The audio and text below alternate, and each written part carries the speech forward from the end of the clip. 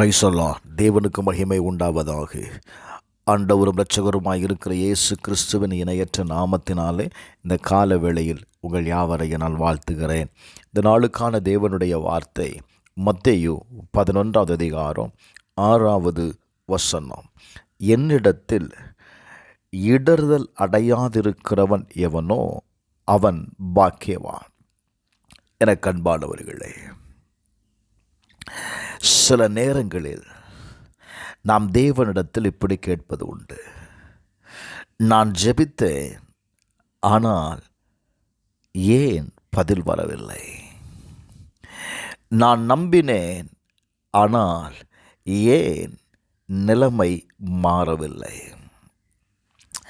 அந்த நேரத்தில் அநேகருடைய மனதில் சந்தேகம் வர ஆரம்பிச்சிடும். பாருங்க, இயேசு இந்த வசனத்தில் ஒரு ஆழமான உண்மையை சொல்லுகிறார்.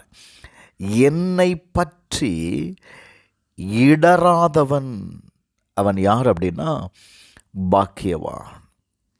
அதாவது நாம் புரியாத சூழ்நிலைகள்லையும் நாம் எதிர்பார்த்தபடி தேவன் செய்யப்படாத நேரங்களிலையும் உங்கள் நம்பிக்கையை நீங்கள் விட்டுறக்கூடாது.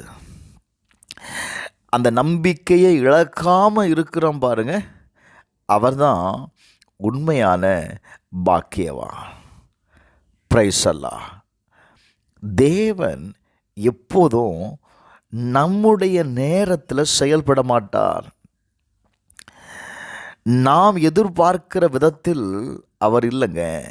ஆனால் சரியான நேரத்தில் சரியான முறையில் அவர் செயல்படுகிறத உங்களால் பார்க்க முடியும்.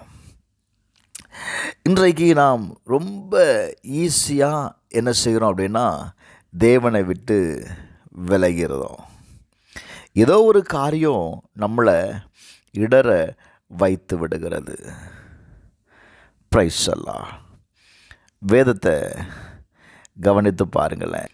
1 பேதுரு 2:8 அவர்கள் திருவசனத்திற்கு கீழ்ப்படியாதவர்களாயிருந்து இடறுகிறார்கள், அதற்கென்றே நியமிக்கப்பட்டவர்களாயும் இருக்கிறார்கள். இன்றைக்கு அநேக நேரத்தில் ஏன் நம்முடைய வாழ்க்கையில் இடறுகிறோம்? கொஞ்சம் அவங்கள ஆராய்ந்து பாருங்கள். அவருடைய வார்த்தைக்கு நாம் கீழ்ப்படியாதவர்களாக இருக்கும்போது தானே நம்முடைய வாழ்க்கையில் சில இடறுதல்களை நாம் சந்திக்க வேண்டியது இருக்கிறது. எனக்கு அன்பானவர்களே, இந்த கால வேளையில் கர்த்தருடைய ஆவியானவர் சொல்கிற வார்த்தை என்ன தெரியுமா?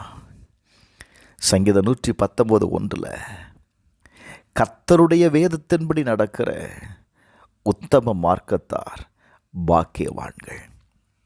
எந்த சூழ்நிலையிலையும் கர்த்தர் மேலே நம்பிக்கை வைத்து கர்த்தருடைய வார்த்தையை விசுவாசித்து நீங்கள் செயல்படுவீங்கன்னா நான் சொல்லுவேன், நீங்கள் ஆசீர்வதிக்கப்பட்டவர்கள். இந்த காலவேளையில் உங்களுடைய சூழ்நிலைகள், நான் சொல்லுவேன், இந்த காலவேளையில் சில நேரத்தில் தேவன் பிரச்சனையை உடனே நீக்க மாட்டார். ஆனால் அந்த பிரச்சனையின் மூலம் உங்களை பலப்படுத்துவார். இன்றைக்கு உங்களை சுற்றி இருக்கிற சூழ்நிலைகள் குழப்பமாக இருக்கலாம். நீங்கள் ஜெபித்த ஜெபத்தின் பதில் தாமதமாகலாம். ஆனால் தேவன் மேலே ஒரு இடராத நம்பிக்கையை நீங்கள் வைப்பீங்கன்னா நீங்கள் ஆசீர்வதிக்கப்பட்டவர்கள். ஜெபிப்போமா? எங்கள் பரலோக பிதாவே, இயேசுவின் நாமத்தில் ஜெபிக்கிறப்பா, என்னால் புரிந்து கொள்ள முடியாத இந்த சூழ்நிலைகளில் உங்களை மட்டும் நம்பி உங்கள் மேலே விசுவாசத்தை வைக்க எனக்கு கிருபை தாரும். எந்த சூழ்நிலையிலையும் இடராமல் உம்மை பற்றி கொண்டு நடக்க உதவி செய்யும். இயேசுவின் நாமத்தில் பிதாவே, ஆமென்.